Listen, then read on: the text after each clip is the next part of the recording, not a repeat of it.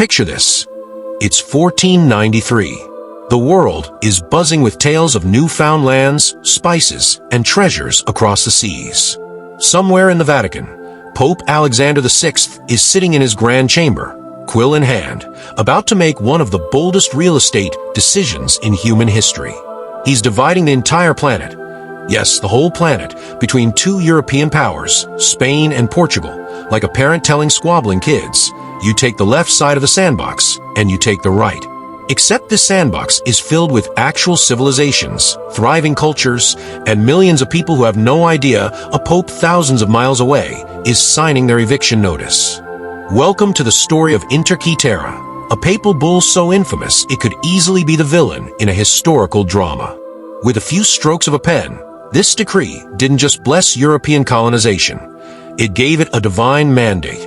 Suddenly, the Spanish and Portuguese weren't just exploring. They were on a holy mission to claim lands, spread Christianity, and, let's be honest, grab as much gold and land as they could carry. The church said, "Go forth and conquer," and they heard, "Take everything that isn't nailed down." But how did this happen?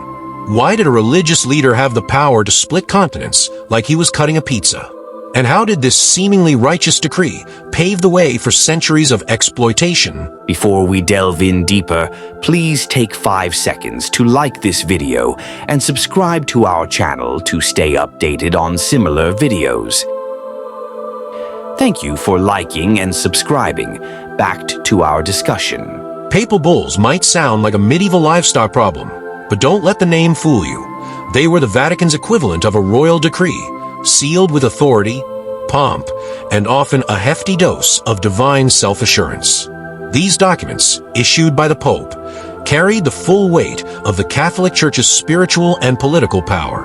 Imagine a piece of parchment so influential it could start wars, end disputes, redraw maps, and, why not, decide who owns half the known world. Pretty powerful for something written with a quill, right? Back in the day, the Pope wasn't just the guy in white robes waving from a balcony at St. Peter's.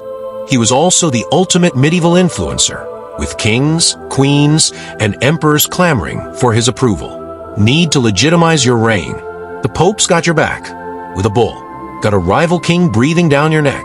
A papal bull could excommunicate the guy, leaving him not only out of God's good graces, but also socially ghosted by his Catholic peers.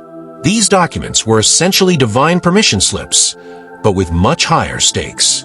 The word bull comes from the Latin bulla, referring to the lead seal attached to these decrees, which bore the Pope's emblem. This seal was like a holy mic drop. Once affixed, it screamed, "This is serious business." Bulls weren't just any random letters from the Pope. They were used for the most critical matters, settling theological disputes, defining church doctrines, and, of course, handing out entire continents to European monarchs like party favors. During the Middle Ages, the church was in everyone's business, and papal bulls were how it made sure everyone knew it.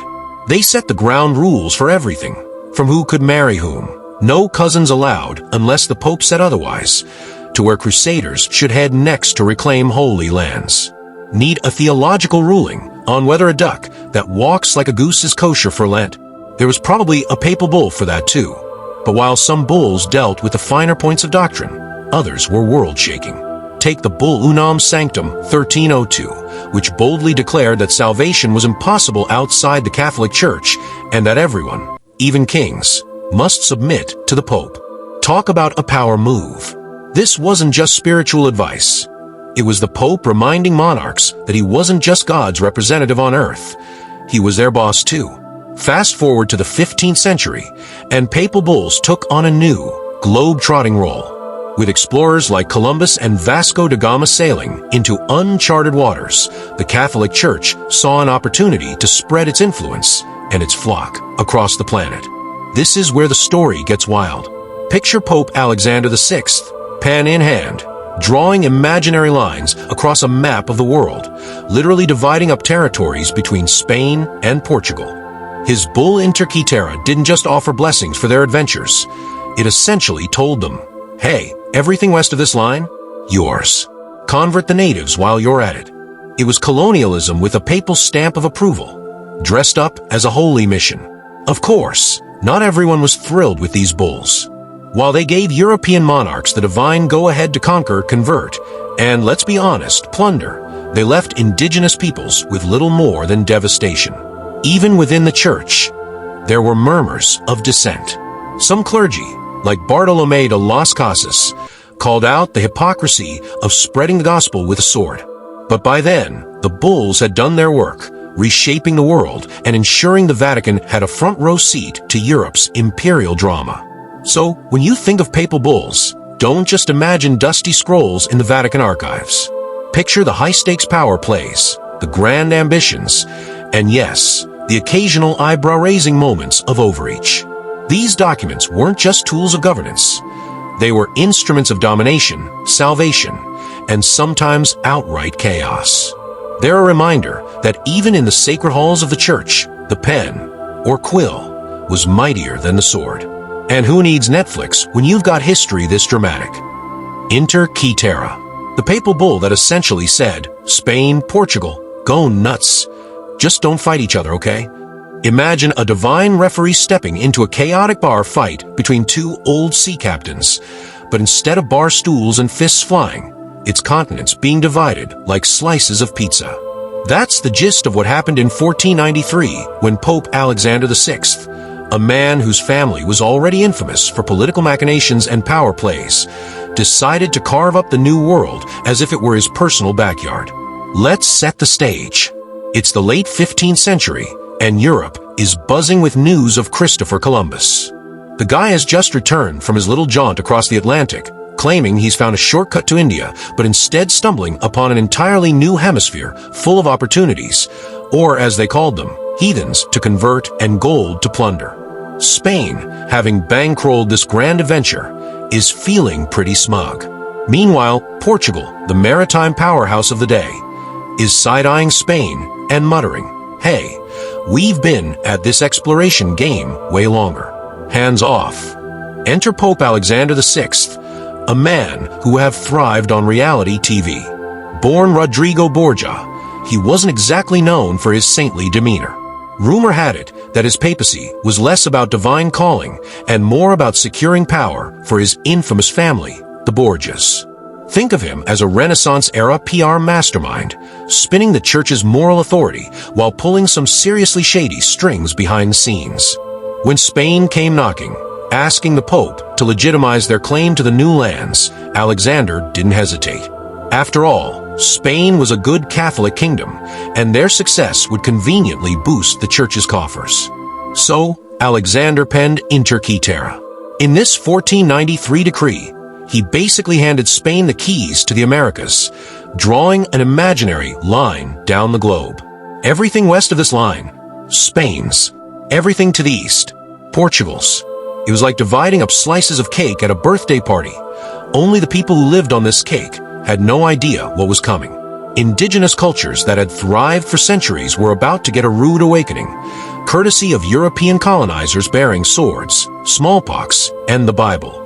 Now, don't think Portugal took this lying down. They were like, hold up, Alex. We've been sailing around Africa, trading spices, and grabbing islands before Spain even knew which way was east. The Treaty of Tordesillas in 1494 adjusted the line to keep the peace. Barely. But the damage was done. The papal bull had not only divided the world, but also laid the groundwork for centuries of colonial exploitation. Here's the kicker. Inter Caetera didn't just say, claim the land. It came with a moral imperative to convert the indigenous peoples to Christianity. The bull couched its directives in flowery religious language, framing colonization as a holy mission to save souls. What it really meant was, bring these people into the fold, or else. Conversion often came with violence, and those who resisted found themselves enslaved or slaughtered. It was quite literally a bull in the china shop of indigenous civilizations. Of course, Pope Alexander VI likely never set foot in the Americas, never saw the lush forests or heard the drumbeats of thriving cultures. From his cushy chair in the Vatican, it was easy to issue decrees that forever altered the course of history. For him, it was politics and power. For the indigenous peoples, it was catastrophe. Entire civilizations were uprooted, and their histories rewritten to fit the European narrative. But wait, there's more. The doctrine of discovery, enshrined by Inter Terra, became the blueprint for colonization worldwide. Its echoes can be heard in legal systems to this day, with nations still grappling over indigenous land rights. It's the kind of bureaucratic monstrosity that makes you wonder, did they even realize the Pandora's box they were opening? Probably not. Or maybe they did and just didn't care. In the end, Inter Terra wasn't just a papal bull. It was a bull in the most literal sense, pushing through borders, trampling over cultures, and leaving a mess that the world is still trying to clean up. It's a stark reminder of what happens when power, faith, and greed collide, with a dash of hubris to spice things up. The Pope may have declared a divine will, but the world knows it for what it was, a cosmic land grab with a fancy Latin name. The consequences of Inter Terra were as sweeping as they were catastrophic, like giving a toddler a map, a marker, and the instructions. Divide the world and don't color outside the lines. What Pope Alexander VI probably envisioned as a tidy way to keep Spain and Portugal from bickering over who got to play colonizer first turned into one of the most devastating episodes of human history, affecting millions of lives, and not in the wholesome, everyone hug it out kind of way. First, let's talk about the geographical chaos it caused. The bull effectively drew an imaginary line down the globe, like a parent saying, okay, you take that side of the back seat and you take this one. No crossing. Except, instead of a minivan, this involved continents full of people who had no idea they were now moaned by distant monarchs. Spain got the Americas mostly, while Portugal got Africa, Asia, and a slice of Brazil. This division, however, wasn't exactly fair, considering the Pope forgot to consult, well, anyone outside of Europe. Indigenous populations didn't get the memo, and frankly, they wouldn't have cared if they did. After all, who listens to a papal decree from a man thousands of miles away who's never set foot on their land? The indigenous peoples of these discovered lands quickly found themselves caught in a theological paradox.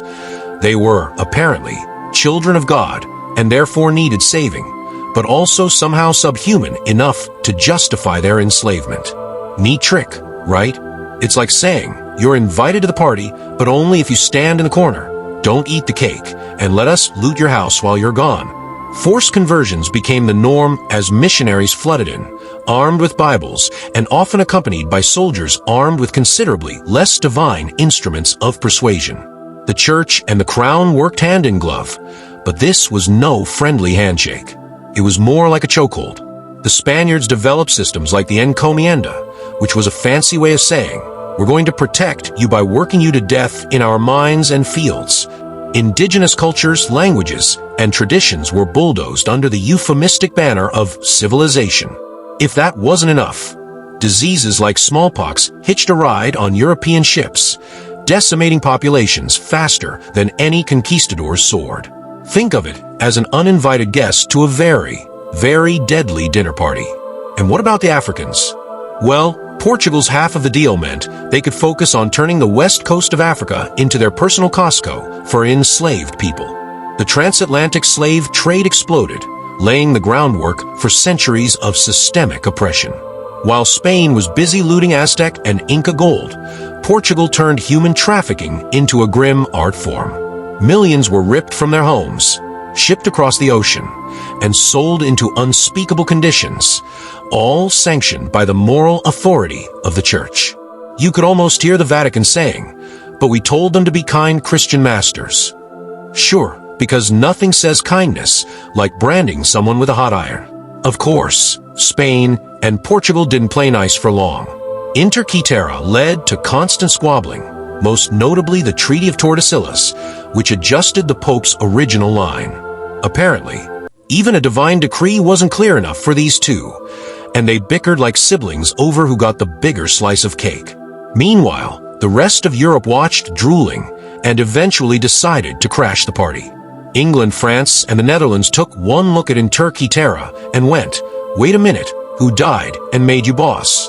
The age of exploration turned into the age of everyone grabbing what they could. Yet, perhaps the most absurd irony lies in the long-term legacy.